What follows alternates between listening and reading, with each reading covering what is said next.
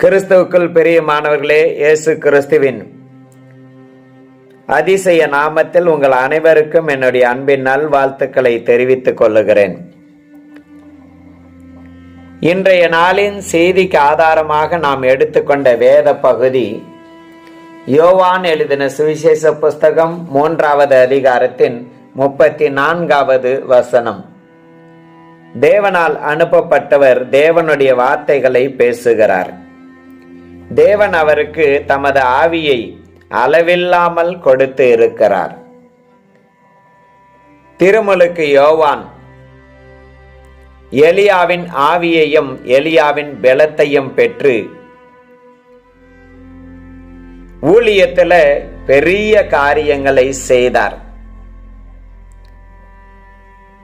அவர் மேல பரிசுத்த ஆவியின் அபிஷேகம் இருந்தபடியினால அவர் வனாந்தரத்தில் பிரசங்கித்த போதும் அவருடைய சத்தத்தை கேட்கும்படியாக திரளான கூட்டத்தார் வனாந்தரத்திற்கு கடந்து போனார்கள். இன்றைய பிரசங்கியார்களைப் போல மழுப்பி பேசாமல் வெளிப்படையாக மனம் திரும்புதலை குறித்து யோவான் தெளிவாக பிரசங்கித்தார். மனம் திரும்பாமல் சம்பிரதாயத்தை நிறைவேற்றும்படியாக ஞானஸ்தானம் பெறும்படியாக வந்த எல்லாரையும் விரியன் பாம்பு குட்டிகளே என்று சொல்லி திருப்பி அனுப்பினார். அந்த நாட்களிலே யோவான் ஜனங்களுக்கு மத்தியில பிரசித்தி பெற்ற ஒரு பெரிய ஊழியக்காரராக இருந்தார். ஆனால் இயேசுவை குறித்து தன்னுடைய சீசர்களுக்கு சொல்லும் போது, இதோ உலகத்தின் பாவங்களை சுமந்து தீர்க்கிற தேவ ஆட்டுக்குட்டி என்று தெளிவாக சொன்னார். கிறிஸ்துவுக்கு முன்பாக அவன் தன்னை தாழ்த்தினான். கிறிஸ்து பெருகவும் நான் சிறுகவும் வேண்டும் என்று தன்னை தேவனுக்கு முன்பாக முற்றிலுமாய் தாழ்த்தினார். இயேசுவை இவர் தேவனால் அனுப்பப்பட்டவர், இவர்தான் தேவனுடைய குமாரன் என்பதை அவர் தெளிவாக அறிந்து இருந்தார். இயேசு தேவனால் அனுப்பப்பட்டவராக இருந்தபடியினால தேவனுடைய வார்த்தைகளை அவர் பேசுகிறார் என்று யோவான் சொன்னான். தேவன் இயேசுவுக்கு அவரது ஆவியை அளவில்லாமல் கொடுத்து இருந்தாராம். அந்த இயேசுவுக்கு மேலிருந்த ஆவியானவரை இங்கு யோவான் உயர்த்தி பேசுகிறதை பாருங்கள். அவர் தேவனிடத்திலிருந்து வந்தபடியினால தேவன் அவருக்கு தமது ஆவியை அளவு இல்லாமல் கொடுத்தார். அந்த ஆவியின் அபிஷேகத்தினாலே தேவனுடைய வார்த்தைகளை மக்களுக்கு மத்தியில் இயேசு எடுத்துக்கொண்டு போனார். இயேசு தேவனிடத்திலிருந்து பெற்ற அந்த ஆவியின் பலத்தினால அவர் எங்கும் சுற்றி திரிந்தார். இருதயம் நொறுங்கொண்ட அநேகரை அவர் குணமாக்கினார்.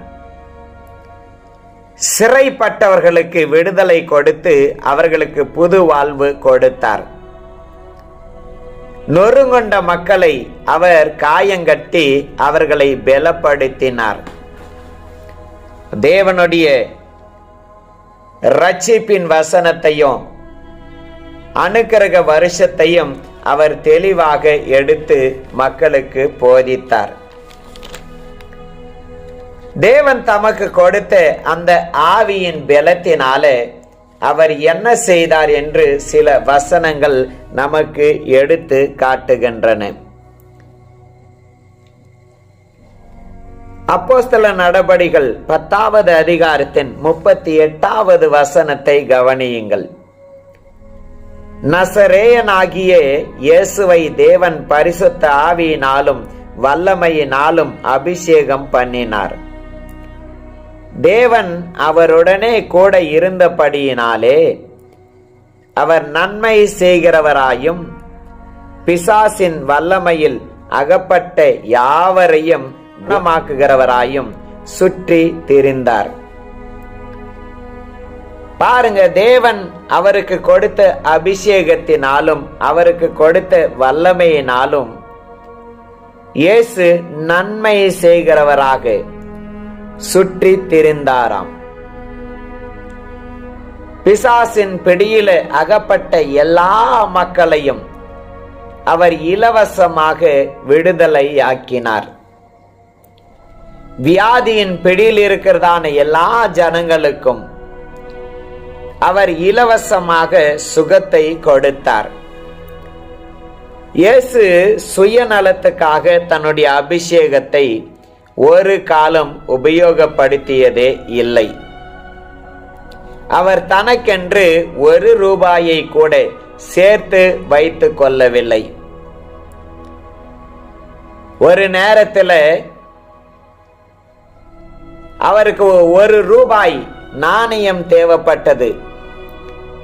அவரிடத்தில் இல்லாதபடியினால வேறொருவரிடத்திலிருந்து ஒரு நாணயத்தை பெற்று அதை வைத்துக் கொண்டு அவர் பேசினார். இது யாருடைய நாணயம்? இந்த நாணயத்தின் இரண்டு பக்கத்திலும் என்ன இருக்கிறது? அதை மக்களுக்கு காட்டி ராயனுக்கு உரியதை ராயனுக்கும், அடுத்து தேவனுக்கு உரியதை தேவனுக்கும் கொடுங்கள் என்று சொன்னார். அடுத்து வரி கட்ட வேண்டிய சூழ்நிலை வந்தபோது பேதுருவுக்கு அவர் கட்டளை கொடுத்தார். நீ தூண்டிலை எடுத்துக்கொண்டு கடலுக்கு போ. தூண்டில் போட்ட உடனே அதுல ஒரு மீன் கிடைக்கும். அந்த மீனின் வாயில ஒரு வெள்ளி காசு கிடைக்கும். அந்த காசை கொண்டு எனக்கும் உனக்கும் நீ வரியை கட்டிவிட வேண்டும் என்று சொன்னார். அதாவது இயேசு தேவன் கொடுத்த அபிஷேகத்தை கொண்டு அநேகரை விடுதலையாக்கினார், சுகமாக்கினார்.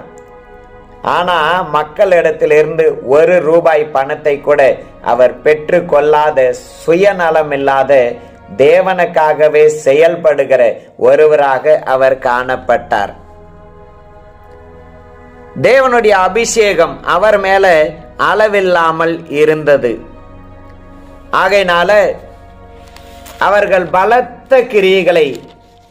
பலத்த கிரியைகளை செய்தார் என்று நாம் வேதத்துல பார்க்க முடியும். இயேசு மக்களுக்கு மத்தியில பலத்த செய்கைகளையும் அற்புதங்களையும் அடையாளங்களையும் நடப்பித்து அந்த பலத்த செய்கைகளினாலேயும் அற்புதங்களினாலேயும் அடையாளங்களினாலேயும் அவரை மக்களுக்கு வெளிப்படுத்தினாராம். பாருங்க, அவருடைய அபிஷேகத்தை கண்டு எல்லாருமே ஆச்சரியப்பட்டார்கள். அந்த அளவுக்கு அபிஷேகம். இயேசு சொன்னார், தேவனுடைய ஆவியினால நான் பிசாசுகளை துரத்துகிறேன். தேவனுடைய ஆவியினால அநேகருடைய வாழ்க்கையை நான் மாற்றுகிறேன். தேவனுடைய ஆவியினால நான் மக்களை குணமாக்குகிறேன். தேவன் கொடுத்த ஆவியின் வல்லமையை அவர் இலவசமாகவே மக்களுக்கு மத்தியில உபயோகப்படுத்தி தேவனது சுவிசேஷத்தை மக்களுக்கு எடுத்து சொன்னார். சிலர் தேவனுடைய வரங்களை தங்களுடைய சுயநலத்துக்காக உபயோகப்படுத்துகிறார்கள். அதை வியாபாரமாக்கி லட்சக்கணக்கான கோடிக்கணக்கான சொத்துக்களை குவித்து கொள்ளுகிறார்கள். தேவன் கொடுத்த ஆவியின் பலத்தை கொண்டு ஆயிரக்கணக்கான ஜனங்களை தேவனுடைய மந்தையில சேர்ப்பதற்கு பதிலாக கோடி கோடியான பணத்தை தங்களுடைய வங்கி கணக்குகளில் சேர்த்து கொள்ளுகிறார்கள். அதனால்தான் இன்றைக்கு எழுப்புதல் என்பது எங்குமே இல்லாமல் போய்விட்டது. உண்மையான ஊழியம் செய்ய வேண்டும் என்ற வாஞ்சையும் பாரமும் இல்லாதபடியினாலே சுயநலத்துக்காகவே ஊழியம் செய்கிறவர்கள் எழும்பி விட்டபடியினாலே தேவனுடைய வல்லமையை ஊழியத்தில் காண முடியாமல் போய்விட்டது. அநேக பிரசங்கங்கள் நடக்கிறது, ஆனால் தேவனுடைய கிரியைகளை பார்க்க முடியவில்லை. ஊழியங்கள் நடக்கிறது, ஆத்துமாக்கள் தேவன் அண்டையில கூட்டம் கூட்டமாக வருகிற காட்சியை பார்க்க முடியவில்லை. நமக்கு முன்னதாக பலவிதமான எழுப்புதல்கள் இந்த உலகத்துல நடந்து இருக்கிறது. அந்த ஒரு குறிப்பிட்ட மைதானத்துக்குள்ளாக கால் வைத்த உடனே தேவ ஆவியானவருடைய கிரியைகளை அவர்கள் உணர்ந்து பாவத்தை அறிக்கையிட்டு சத்தம் போட்டார்கள் என்பதை நான் கேட்டிருக்கிறேன்.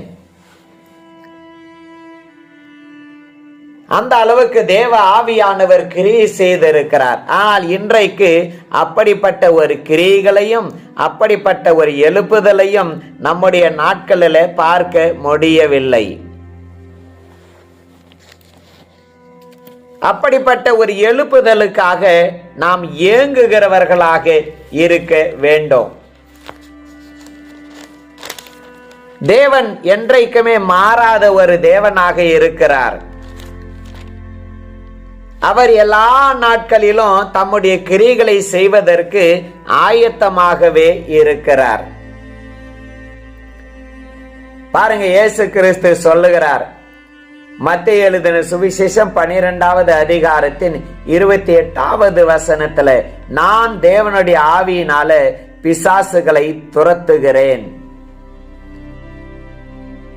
தேவனுடைய ஆவியை கொண்டுதான் அவர் பிசாசை துரத்தினார், வியாதிகளை குணமாக்கினார், தொடர்ந்து சுவிசேஷத்தை எல்லா இடங்களிலும் அறிவித்தார்.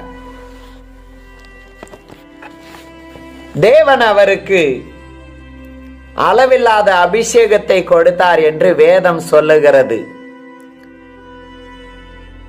எதற்காக அவருக்கு அவ்வளவு அதிகமான அபிஷேகத்தை தேவன் கொடுத்தார் என்று நாம் பார்த்தோமேயானால், சில வசனங்கள் மூலமாக இயேசு கிறிஸ்துவின் வாழ்க்கையை குறித்து நாம் கண்டு கொள்ள முடியும்.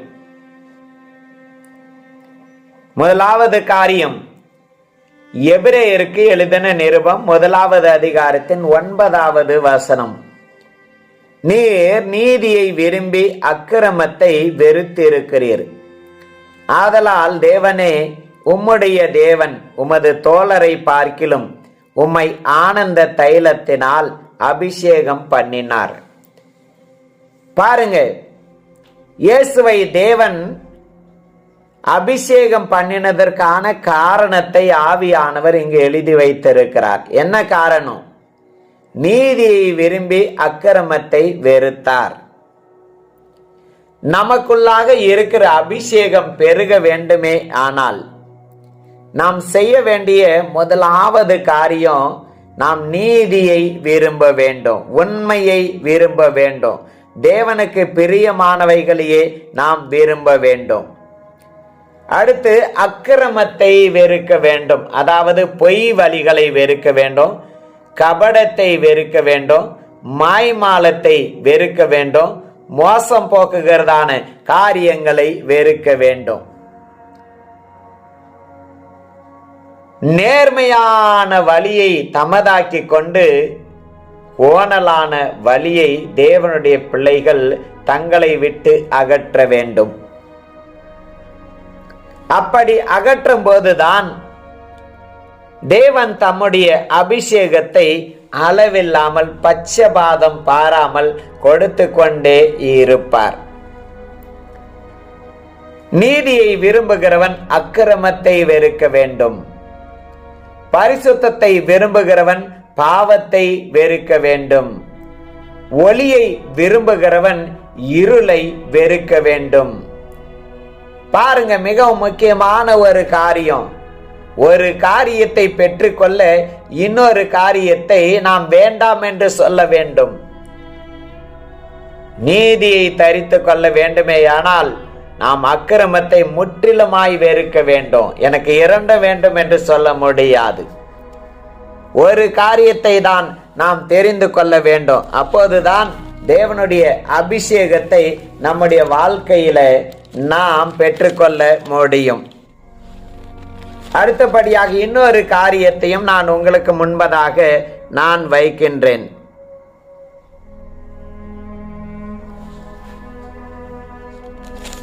லூக்கா எழுதின சுவிசேஷ புஸ்தகம்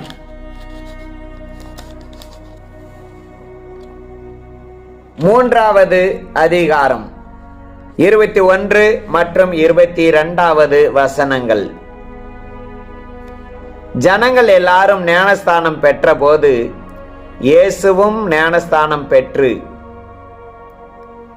ஜெபம் பண்ணுகையில் வானம் திறக்கப்பட்டது. பரிசுத்த ஆவியானவர் ரூபம் கொண்டு புறாவை போல் அவர் மேல் இறங்கினார். வானத்திலிருந்து ஒரு சத்தம் உண்டாகி, நீர் என்னுடைய நேசகுமாரன், உம்மில் பிரியமாய் இருக்கிறேன் என்று உரைத்தது. முதலாவது இயேசு நீதியை விரும்பி அக்கிரமத்தை வெறுத்தார். ஆகையினால தேவன் அவருக்கு அளவில்லாத அபிஷேகத்தை கொடுத்தார். அடுத்தபடியாக பார்த்தோமேயானால், அவர் தேவனுக்கு பிரியமான நேசகுமாரனாக இருந்தார். தேவனுக்கு பிரியமானவைகளையே நான் செய்கிறபடியினால அவர் என்னோடு கூட இருந்து இம்மட்டமாய் கிரியைகளை நடப்பித்து வருகிறார் என்று இயேசுவே சொன்னார். பாருங்க, தேவனுக்கு பிரியமாய் நாம் வாழ வேண்டும். அவர் தேவனுக்கு கீழ்ப்படிந்து அவர் ஞானஸ்தானம் பெற்று அவர் ஜெபம் செய்த போது ஆவியானவர் அவர் மேலே இறங்கினார். அப்போது வானத்திலிருந்து ஒரு சத்தம் உண்டாகி, இவர் என்னுடைய நேசகுமாரன், இவரில் நான் பிரியமாக இருக்கிறேன், ஏனெனில் இவர் எனக்கு பிரியமான எல்லாவற்றையும் செய்கிறார். இயேசுவின் வாழ்க்கை பிதாவாகிய தேவனுக்கு மிகவும் பிரியமான ஒரு வாழ்க்கையாக இருந்தது. ஆகையினால தேவன் அவரை அளவில்லாமல் அபிஷேகம் செய்தார். 3வது ஒரு காரியம், லூக்கா எழுதின சுவிசேஷ புஸ்தகம் 4வது அதிகாரத்தின் 18வது வசனம். கர்த்தருடைய ஆவியானவர் என் மேல் இருக்கிறார், தரித்திரருக்கு சுவிசேஷத்தை பிரசங்கிக்கும்படி என்னை அபிஷேகம் பண்ணினார், இருதயம் நறுங்கொண்டவர்களை குணமாக்கவும், சிறைப்பட்டவர்களுக்கு விடுதலையையும், குருடருக்கு பார்வையையும் பிரசித்தப்படுத்தவும், நொறுங்கொண்டவர்களை விடுதலையாக்கவும் என்று எழுதப்பட்டிருக்கிறது. பாருங்க, அவருக்குள்ளாக எல்லாருக்கும் சுவிசேஷத்தை அறிவிக்க வேண்டும் என்ற வாஞ்சை இருந்தது. தரித்திரருக்கு சுவிசேஷத்தை அறிவிக்க வேண்டும், ஐஸ்வர்யவான்களுக்கு சுவிசேஷத்தை அறிவிக்க வேண்டும், இருதயம் நொறுங்கொண்டவர்களுக்கு சுவிசேஷத்தை அறிவிக்க வேண்டும், சிறைப்பட்டவர்களுக்கு சுவிசேஷத்தை அறிவிக்க வேண்டும், குருடர்களுக்கு சுவிசேஷத்தை அறிவிக்க வேண்டும், நொறுங்கொண்டவர்களுக்கு சுவிசேஷத்தை அறிவிக்க வேண்டும். இப்படி எல்லாருக்கும் சுவிசேஷத்தை அறிவிக்க வேண்டும் என்ற பாரம் அவருக்குள்ளாக இருந்தது. இயேசுவின் ஊழியத்தை நாம் பார்க்கும்போது ஒரு காரியத்தை கண்டு கொள்ள முடியும். அவர் ஊழியத்தில் ஈடுபட்டிருந்த அந்த 3.5 வருட காலங்களும் சுவிசேஷ பணிக்கென்றே அவர் முதலிடத்தை கொடுத்தார். இருதயம் நொறுங்குண்ட மக்களை தேடி போவதே அவருடைய நோக்கமாக இருந்தது. கட்டுண்ட ஜனங்களை தேடி போவதே அவருடைய நோக்கமாக இருந்தது. சிறைப்பட்ட ஜனங்களை தேடி போவதே அவருடைய நோக்கமாக இருந்தது. அந்த மக்களை பார்க்கும் பொழுதெல்லாம் ஒரு மனதுருக்கும். அவர் மனதுருகி அந்த ஜனங்களை எல்லாம் குணமாக்கினார். அந்த சுவிசேஷத்தை சொல்ல வேண்டும் என்ற வாஞ்சை அவருக்குள்ளாக தினமும் அதிகமானபடியினால அவருக்குள்ளாக இருந்த அபிஷேகமும் தொடர்ந்து அதிகமாகிக் கொண்டே இருந்தது. அன்பானவர்களே, தேவன் நமக்கு கொடுத்த அபிஷேகத்தை இன்னும் நாம் அதிகமாக்க வேண்டுமேயானால் நீதியை விரும்பி அக்கிரமத்தை வெறுக்க வேண்டும். நம்முடைய வாழ்க்கை கடவுளுக்கு பிரியமான ஒரு வாழ்க்கையாக இருக்க வேண்டும். நமக்குள்ளாக சுயநலம் அகல வேண்டும். சுவிசேஷ பாரம் நமக்குள்ளாக பெருக வேண்டும். வல்ல பிதாவே, நன்றி சொல்லுகிறோம். இயேசு கிறிஸ்துவின் மேல் இருந்த அளவில்லாத ஆவியை நீர் எங்களுக்கும் கொடுக்கும்படியாக கெஞ்சுகிறோம். உம்முடைய ராஜ்யத்தை ஸ்தாபிக்க எங்களையும் உபயோகப்படுத்தும். இயேசுவின் நாமத்தில் ஜெபிக்கிறோம் பிதாவே. ஆமேன், ஆமேன், ஆமேன்.